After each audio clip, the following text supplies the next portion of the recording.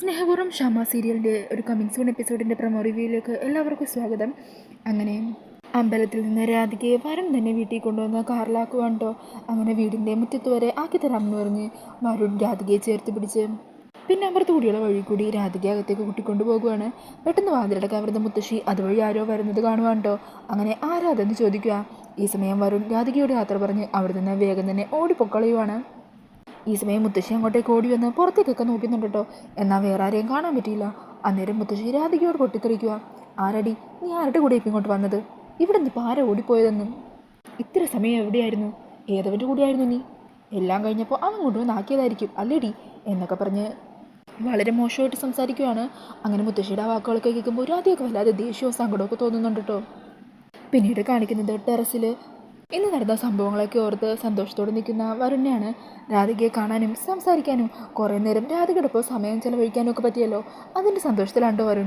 എന്നാൽ ഈ സമയം പ്രിയങ്ക ആ പെൺകുട്ടിയെ കാണാൻ പറ്റാത്തതിൻ്റെ ദേഷ്യത്തിൽ വരുണിൻ്റെ അരികിലേക്ക് വരുവാണ്. എന്നിട്ട് വരുണിനോട് വഴക്കിട്ടുകൊണ്ടിരിക്കുവാണ്. ഈ കാഴ്ച അവിടെ നിൽക്കുന്ന കൽപ്പന കാണുന്നുണ്ട്. ഇതങ്ങനെ മുത്തശ്ശിയും കൂടി കാണിക്കണം എന്ന് പറഞ്ഞ് കൽപ്പന മുത്തശ്ശിനെ വിളിക്കാനായിട്ട് പോയിരിക്കുക. അങ്ങനെ മുത്തശ്ശിയും കൂട്ടി കൽപ്പന അവർ തമ്മിൽ വഴക്കിടുന്നത് കാണിച്ചു കൊടുക്കുവാണ് കേട്ടോ.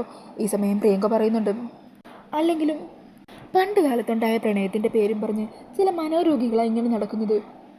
ഞാനെന്ന് വിചാരിച്ചു കഴിഞ്ഞാൽ നിങ്ങൾക്ക് നിങ്ങളുടെ അച്ഛൻ്റെയും അമ്മയുടെയും മുത്തശ്ശിയുടെ മുമ്പിൽ ഇതുപോലെ ഇങ്ങനെ അഭിമാനത്തോടെ തലയുയർത്തി നടക്കാൻ പറ്റില്ല. അത് ഓർമ്മയുണ്ടായാൽ മതി. പിന്നീട് കാണിക്കുന്നത് യശോദേനെയാണ്. യശോദ പെട്ടെന്ന് അവിടെ തളർന്നു വീഴുവാണ് കേട്ടോ. ഈ സമയം ഈ കാഴ്ച കണ്ട് ദേവനും മുത്തശ്ശിയും രാധികയും എല്ലാവരും ഓടി വരുവാണ് കേട്ടോ. അങ്ങനെ ദേവനും മുത്തശ്ശിയും മാറി മാറി യശോദേനെ വിളിച്ചുകൊണ്ടിരിക്കുകയാണ്. ഈ സമയം മുഖത്ത് വെള്ളമൊക്കെ തളിച്ച് യശോദൊക്കെ ചെറുതായിട്ടൊരു ബോധം വരുന്നുണ്ട്. എന്താണെങ്കിലും നമുക്ക് ഹോസ്പിറ്റലിൽ പോകാം, ഞാൻ വണ്ടി വിളിച്ചിട്ട് വരാമെന്ന് പറഞ്ഞ് ദേവൻ പുറത്തേക്ക് പോകുക. ഈ സമയം രാധിക അമ്മേ കുറച്ച് വെള്ളം കുടിക്കുക എന്ന് പറഞ്ഞ് ഒരു ഗ്ലാസ് യശോദക്ക് നേരെ നീട്ടുവാണ്. എന്നാൽ യശോദയ്ക്ക് ഇപ്പോൾ രാധികയോട് വല്ലാത്ത വെറുപ്പാണ് കേട്ടോ. രാധിക നീട്ടിയ ആ ഗ്ലാസ് തട്ടിത്തെറിപ്പിക്കുകയാണ്.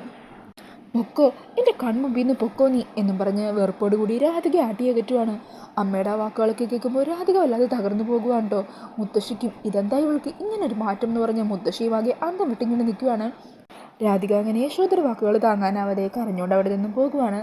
പിന്നീട് കാണിക്കുന്നത് ഒരു ഓർഫനേജിൽ അവർ വിളിച്ചതനുസരിച്ച് അവിടെ എത്തിയിരിക്കുന്ന ശ്യാമേന ഉണ്ടോ. ഈ സമയം ഇതേ ഓർഫനേജിൽ വരുണും എത്തിയിട്ടുണ്ടാകും. അങ്ങനെ അവിടെ എത്തുന്ന വരുൺ അവിടേക്ക് അതിഥിയായി വന്ന ശ്യാമയെ നേരിൽ കാണുന്നുണ്ട്. അപ്പോൾ എന്താകും ഇനി സംഭവിക്കാനിരിക്കുകയെന്ന് നമുക്ക് കാത്തിരുന്ന് തന്നെ കാണാം.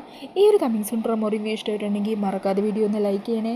ഇതുപോലുള്ള കൂടുതൽ റിവ്യൂസിനൊക്കെ ആയിട്ട് ഈ ചാനൽ ഒന്ന് സബ്സ്ക്രൈബ് ചെയ്തും കൂടി സപ്പോർട്ട് ചെയ്യണേ. താങ്ക്